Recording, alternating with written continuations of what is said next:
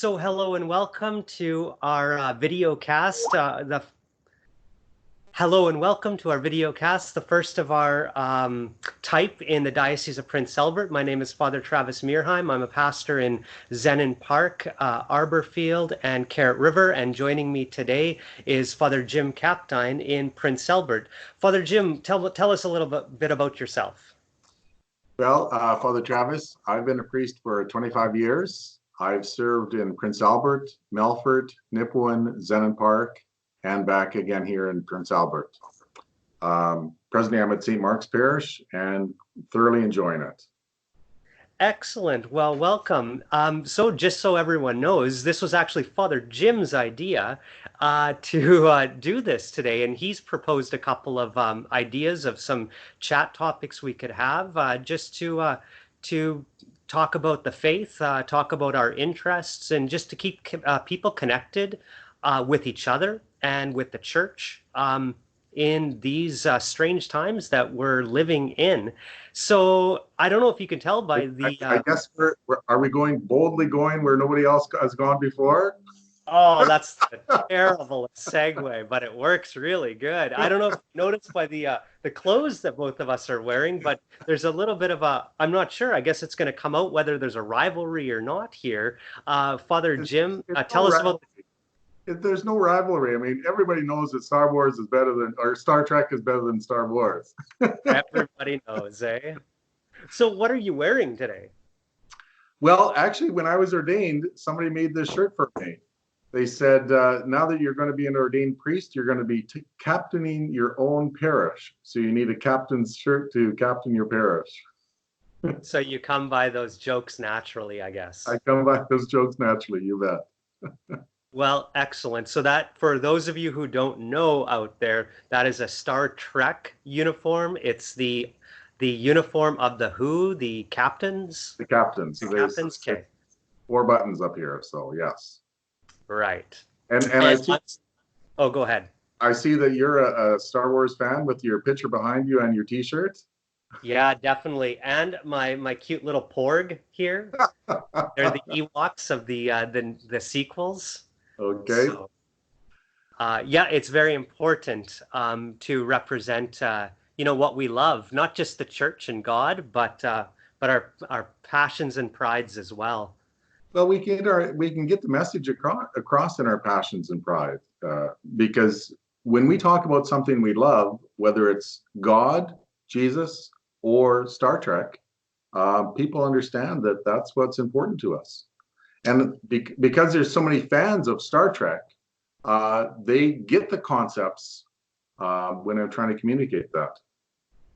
Yeah, I think so as well. That's a good point. So the first question I had to you today is, of all the dumb things in the world, why do you like Star Trek? Well, ever since I was a young boy, I enjoyed science fictions. And Star Trek came out, as we all know, in the in the 60s, and it was a science fiction. Of course, you fight with your brothers and sisters to see what program you could watch because you only got one TV in the house and there's only got a couple of channels. And when Star Trek came on, I got to win those battles, and so I watched Star Trek when I was a young boy. But it's a science fiction, and I like science fictions, especially Star Trek and even the Twilight Zone, because it pushes what it means to be a human being. And if you watch the episodes, and you watch the episodes really well, they explore what it means to be a human being. For instance, there was an episode where Data, as we all know, Data is an android. Well, is Data property, or is he his own entity? So they push the envelope of what's property and who has dignity as a living being. And that could be said for a number of different episodes that Star Trek has put on. So, and another thing that I like about Star Trek, especially Star Trek The New Generation, not so much the other episodes, but with The New Generation, on the Enterprise, there are all the human archetypes. You've got Worf, who's the consummate warrior. You've got the Doctor who can heal anybody. You've got Geordi, who knows everything. You've got Data, who is the intellect. You got Riker, who is the consummate follower. You got Deanna Troi, who is the empath, who understands the feelings. So you have all these human archetypes. And the show it's not a science fiction about going around in space. The show is about how all of the different human archetypes work together to overcome a problem. And so I just love watching it and watching how the different parts of humanity come together to resolve an issue in every episode. But if Can you? I'm not mistaken, all those human archetypes, they never rely on God. That's true.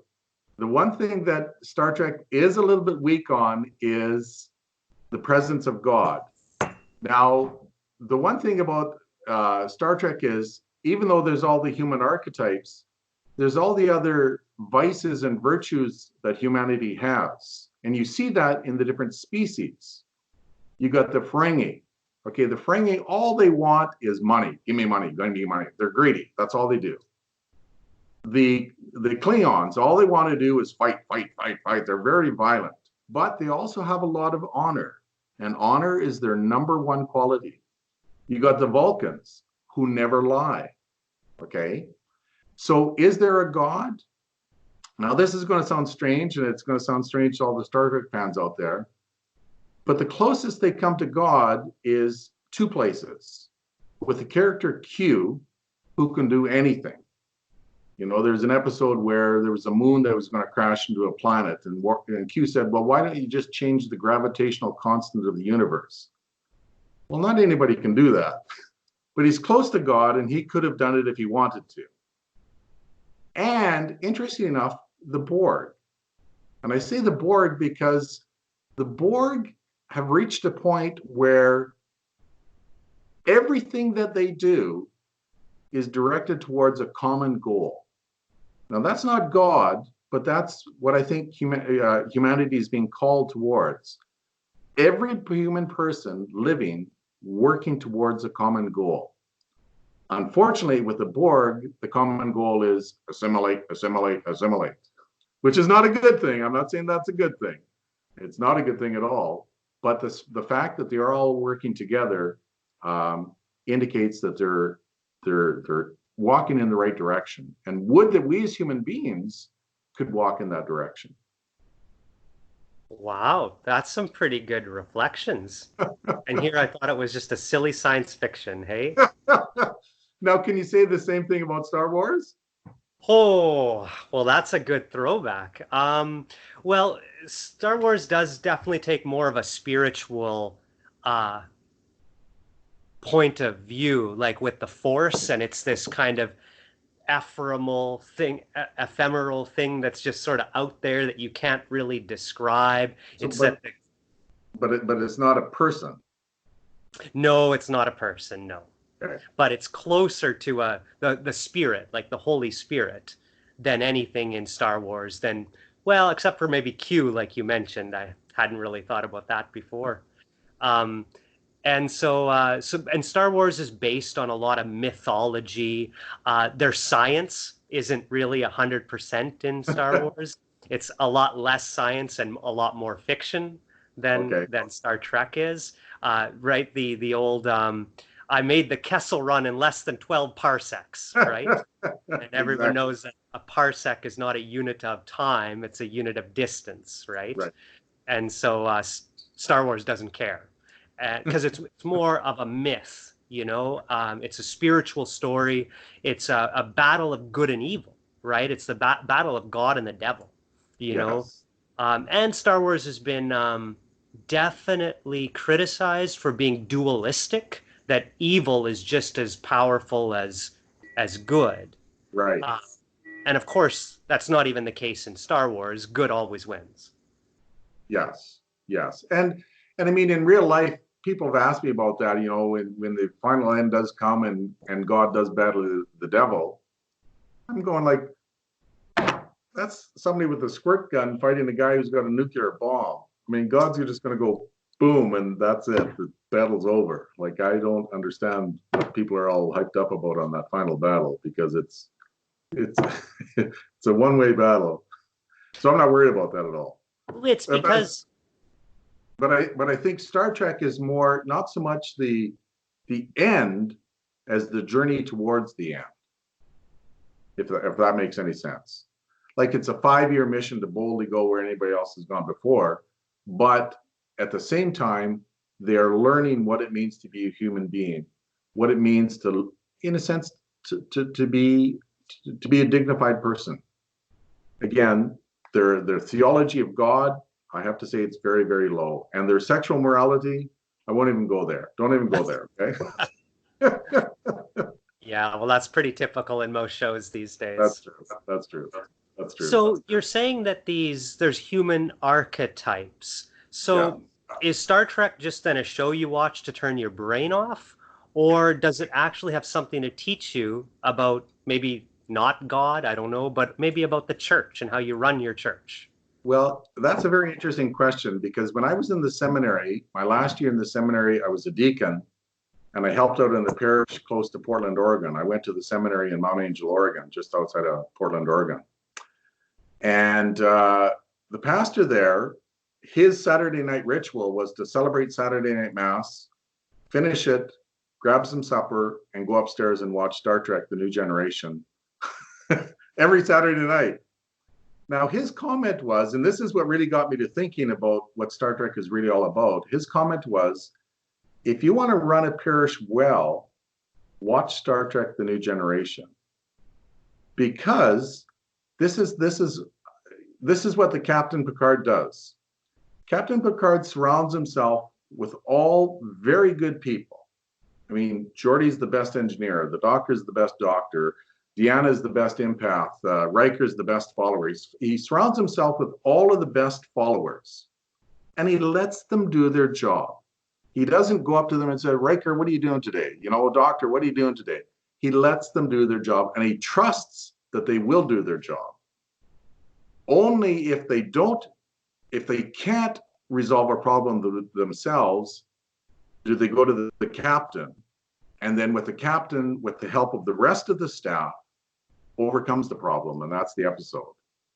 So if you want to run a parish or any kind of a business well, watch Star Trek: The Next Generation, because it tells you how the captain is a captain of the Starship Enterprise, and how if you functioned as he does as a parish priest, and you trusted your secretary, your parish council chairperson, your finance chair, and you trusted them to do a good job, and you weren't watching over them all the time, let them do their job.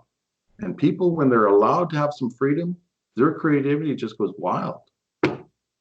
That sounds like good advice you could give even to parents in families, especially at this time as well. You know, trust them, let them do some stuff, but interfere when you need to, hey? Exactly. Exactly. Yeah. So how do you go about assembling quite a team? Do you have an empath on your finance? I wish. If you knew Father Jim Captain well, you know that he needs an empath really, really bad, because that's the one human archetype that doesn't speak very loud inside of me. But we work with the cards that we're dealt with. You know, I've been very fortunate that I've had always good people surrounding me. And I think that if we treat people with dignity, they will rise to the occasion. I don't think, you know, in my lifetime, I've only met a very small percentage of people who do things out of spite. And I think if you do give people a little bit of rope, they'll shine. They'll shine. I mean, that's been my experience. I've only been a priest for 25 years, so it's worked for me for 25 years. Why would I not think it's going to work for another 25? Yeah, that's a very good point. So I'll throw the question back to you. How does Star Wars help you become a better pastor? It's helped me understand teamwork as well. Not to the same depth, I don't think, as in your Star Trek kind of analogy. I like that. But one of the quotes in the new Star Wars movie, The Rise of Skywalker, or not a quote, I guess, but a conversation is like, well, how did you guys do this? And that was Poe Dameron. He was talking to Lando Calrissian from the Okay. old movies. How did Yeah. you guys do this? And Lando says, we had each other. Ah, And it's always been that, like the Fellowship of the Ring, in Lord of the Rings or anything. It's been that core group of people that had each other's back, that stuck together. And a that, parish needs to be like that. A parish needs to work together. that's right.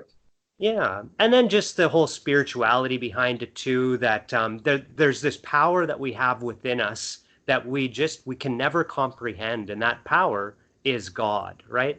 Exactly. It's a little different because on the dark side, you can tap on this power to, to force choke people as well, and so we don't want that necessarily in our churches, and I haven't been encouraging that. No, but I mean, like you said, there's good and not so good inside of each one of us. And when we cooperate with that good, we can move mountains. And when we don't cooperate with that good and we turn ourselves in, our parishes slowly die because we prevent and hinder God from working in our parishes.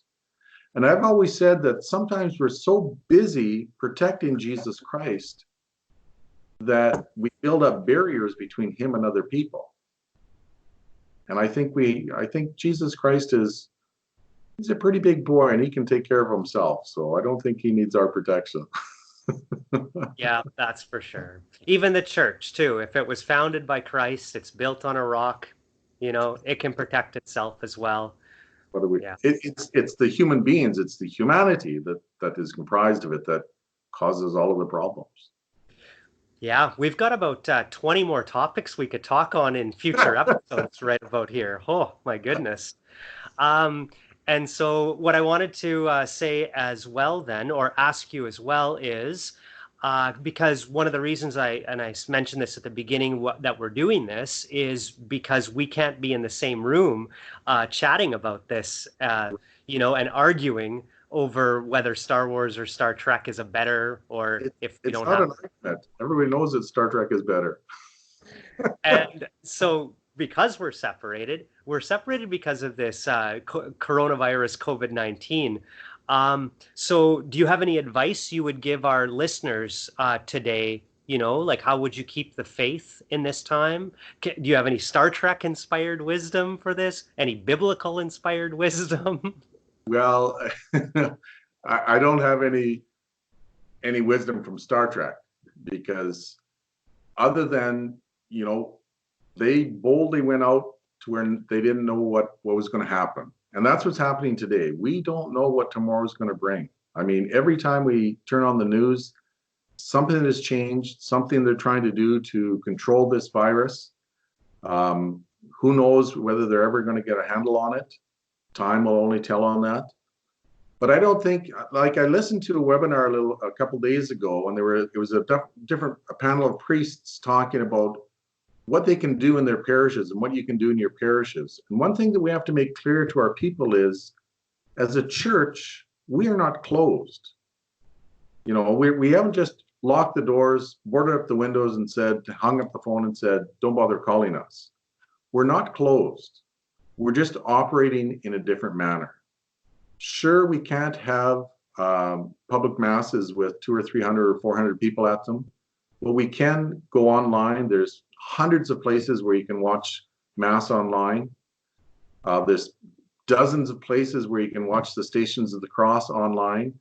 Is this as good as being at mass? Is it good as being present? No, it's not as good as being present, but it's a darn good plan B.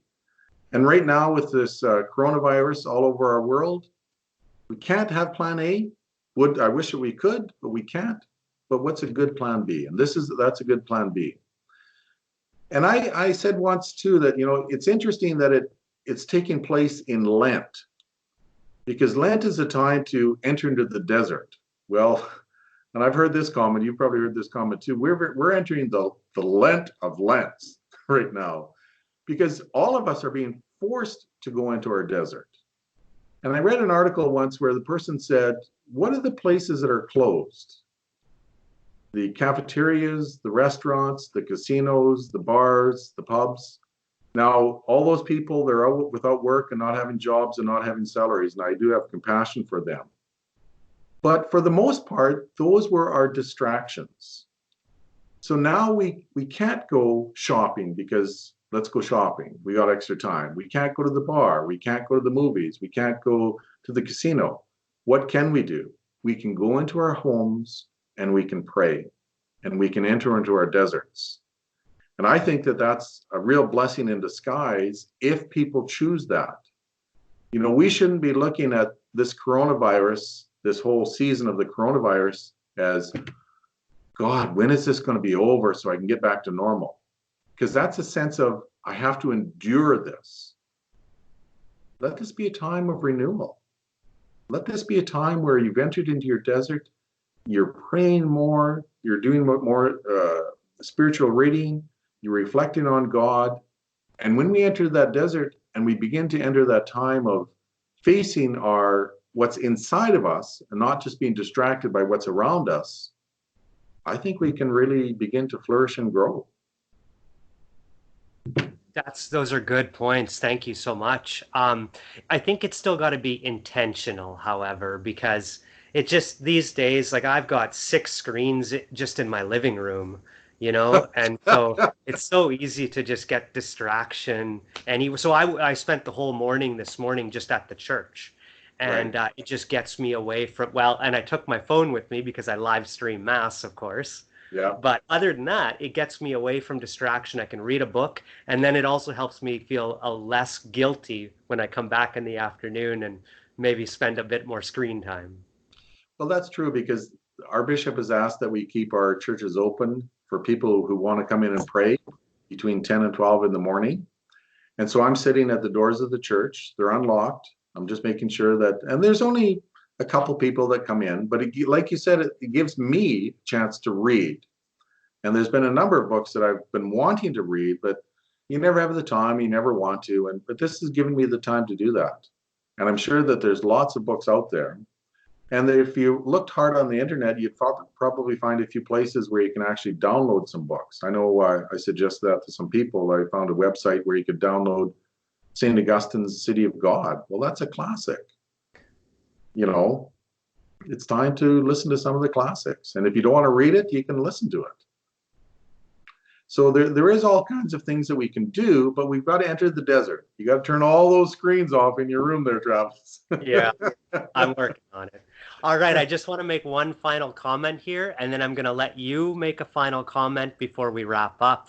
You've Okay. mentioned the desert of Lent, and I just want to say that Star Wars begins and ends in a desert. Oh, It is the ultimate gospel. well, okay, but Star Trek is not going to be outdone. When Spock wants to go and get purified, he goes to a monastery that's located in the Vulcan desert. Okay, The fair desert, enough. a very harsh place. So, Okay. but a desert, whether it's in Star Wars or Star Trek, is a place where there's no distractions. I mean, there's no water, there's no food. You have to focus on everything you do to survive. And you have to pray that God will lead you to water and to food. And he always does. That's why I have hope about this whole the coronavirus, COVID-19, because people are talking about, oh, the world's in a mess, the world's in a mess, it's dark and there's bad news all over the place. I heard a very interesting quote. The deeper the darkness will always succumb to the morning light. You know, Easter's coming around the corner. I don't think the coronavirus is going to be over by Easter, but that morning light will always follow the darkness. And it doesn't matter how bad things are going to get, we have to remember that they're going to get better. And we have to have hope that they are going to get better. And I have that's why, yeah, I'm worried. There's going to be a lot of people that don't have money. There's a lot of people out of work. There's going to be a lot of people die from this coronavirus. But the light is going to follow the darkness. And that's a good thing. So, do I have any wrap up words? Don't lose hope. Don't lose hope. Remember that Jesus Christ is always walking with us. The very last line that Jesus told his disciples before he ascended into heaven, I will be with you always until the end of the earth. He has not abandoned us in this time. He's still with us. You mentioned that, yeah, thank you so much. You mentioned that the church is not shut down, and that's a good point.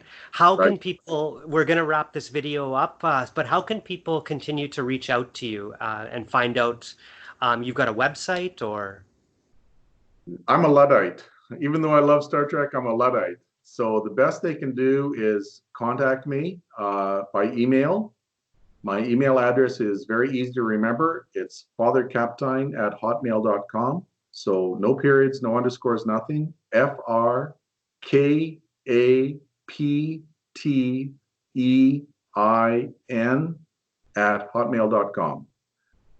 email me, and if they have any questions, I'll try to answer them. I do send out a daily musings about the coronavirus, which I'm hoping gives people hope. If they would like to be on that daily email, by all means. And I think what you're doing is something that we have to do. We have, as a church, we need to reinvent ourselves. I mean, I'm a Luddite, but I understand that social media is the way to evangelize people. And just you and I talking in this manner and form, it's a way of evangelizing people. All right, thanks. And also your parish website, stmarkparish.ca, I think it is. They can I, find your reflections on there. oh God, like I said, I'm a Luddite. I'd have to ask my secretary that information. But if you, I'm gonna post it in the show notes for my YouTube video here. If you guys liked this YouTube video, please like and subscribe to my YouTube channel, where I'm gonna post more conversations that I've had with different priests as well. And hopefully do some follow-up with Father Jim. If you have any questions, post it in the YouTube comments section, or if you find this video on Facebook or Twitter or Instagram, post some questions or comments if you want us to do a follow-up on any different topic or anything. What I'd like to do to finish off this video then is just say a quick prayer for all those who are watching, for our parishes, and for all those out there in virtual church land. okay, In the name of the Father, and of the Son, and of the Holy Spirit. amen. Loving God, we thank you for the gift of technology and entertainment of Star Trek and Star Wars that does teach us stuff about how much you love us and how to live our lives ordered to the good. We ask you to bless all of our viewers. We ask you to bless all of our parishioners, those affected with sickness, and those who have died. We ask you to uh, accept them into your loving arms. We thank you for this opportunity to get together to chat. We ask all these blessings through Christ our Lord. Amen. Amen. Saint Name of Mark, the pray for Son. us. Holy Spirit. Amen. Okay, good talking to you with Father Travis. Good luck on your project. Thanks, Father Bye. Jim.